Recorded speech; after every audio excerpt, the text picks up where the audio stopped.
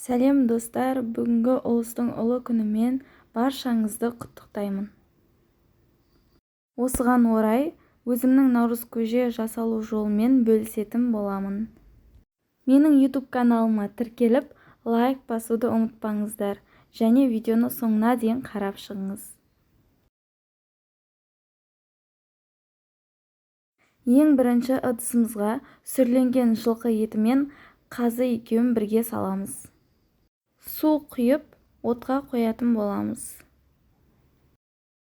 Етімізді отқа қойып болған соң, алдын ала жуып дайындап қойған дәндерімізді бөлек-бөлек ыдысқа салып қайнатамыз.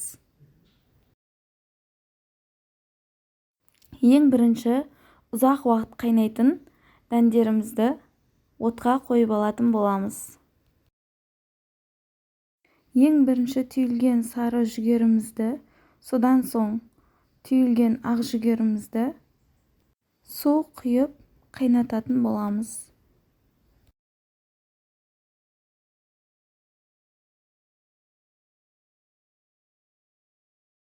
Ноутқа және фасольге су құйып қайнататын боламыз. Өйткені бұлар ұзақ уақыт қайнайтын дәндер. Бұл дәндерге тұзды соңына таман салатын боламыз. Егер алдын ала тұз салатын болсақ, дәндеріміз өте ұзақ уақыт пісетін болады. Енді күріш пен бидайды соңына таман қайнататын боламыз.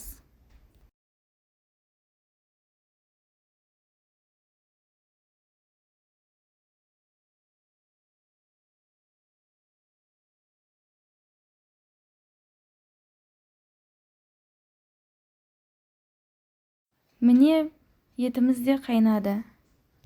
Енді етімізге бір пияз салып, піскенше баяу отта қайнататын боламыз.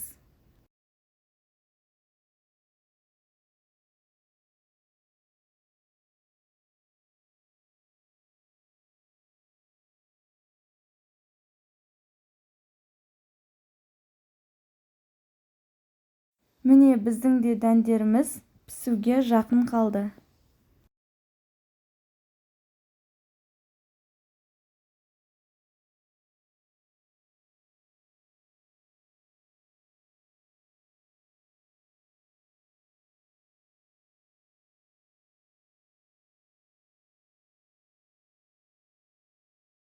Міне біздің дәндеріміз де дайын болды.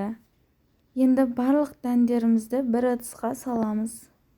Соң етіміздің сорпасын сүзіп құямыз. Содан кейін жарты сағатқа қойып қайнатып аламыз.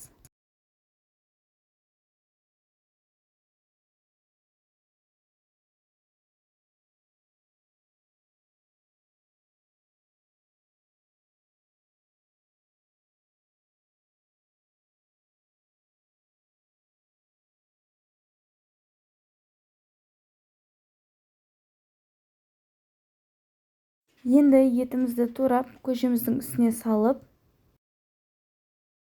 айран қосып, жақсылап араластыратын боламыз.